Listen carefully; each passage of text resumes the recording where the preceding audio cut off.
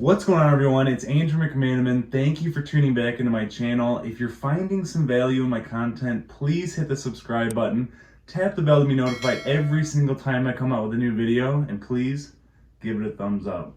In today's video, I'm going to talk about the difference between a 15-year mortgage and a 30-year mortgage.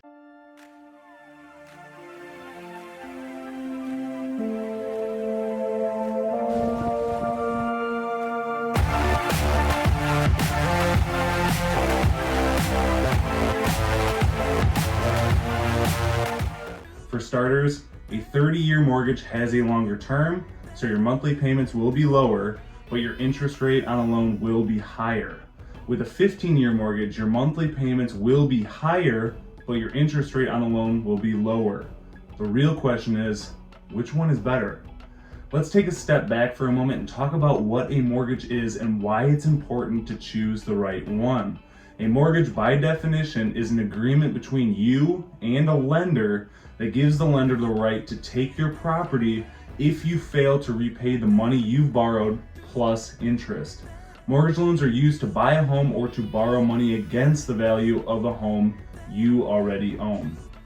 At a glance, the biggest difference between a 15-year and a 30-year loan is the required monthly payment.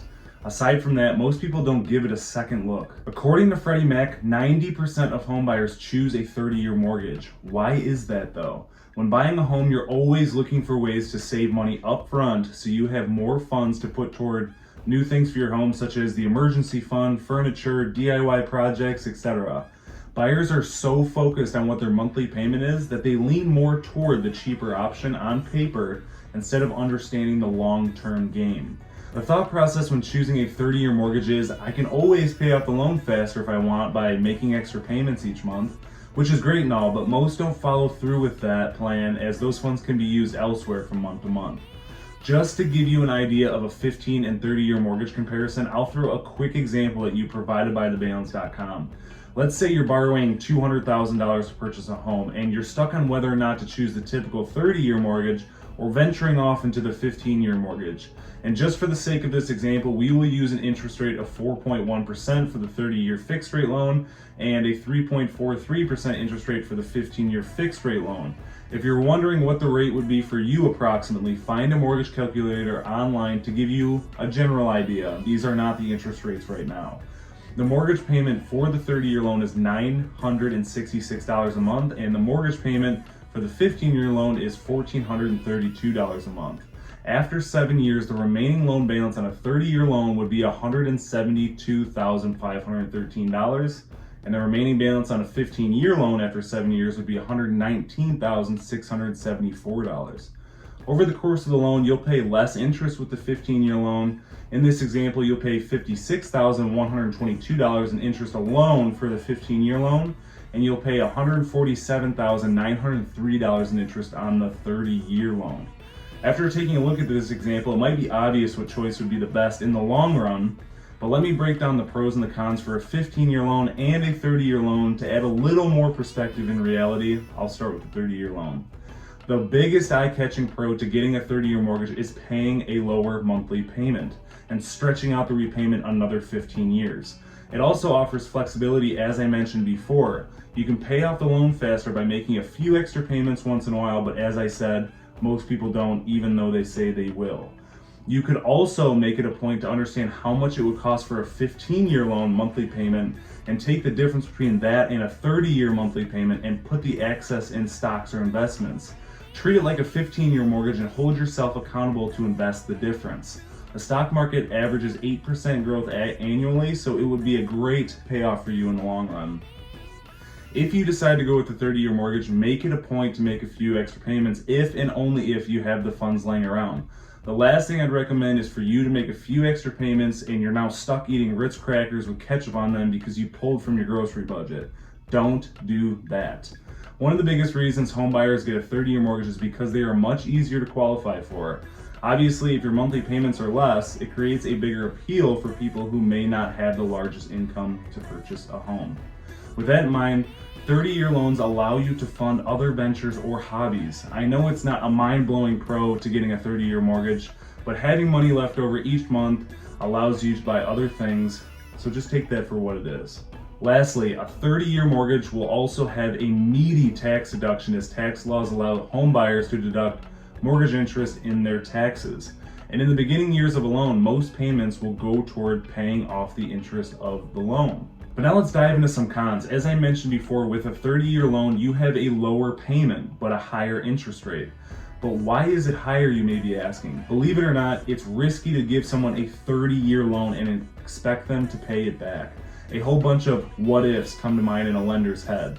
Due to higher risk, they simply charge a higher interest rate as a safety measure. As you saw by the example I laid out for you earlier, it's clear as day that you're paying much more in interest with a 30-year loan. While the interest piles up, the equity growth is like a turtle in a jackrabbit race. With a longer term comes slower equity growth. Now, let's dive into the pros and cons for the 15-year loan. For the pros, first and foremost, you'll save thousands of dollars in interest paid, as I mentioned before. While equity growth is slow in a 30-year loan, it's twice as fast in a 15-year loan, and of course, you'll be able to pay it off twice as fast. When it comes to the cons of a 15-year loan, your monthly payments are higher, and that could prevent you from saving for things that are important, such as retirement, emergency fund, or a brand new motorcycle during your midlife crisis.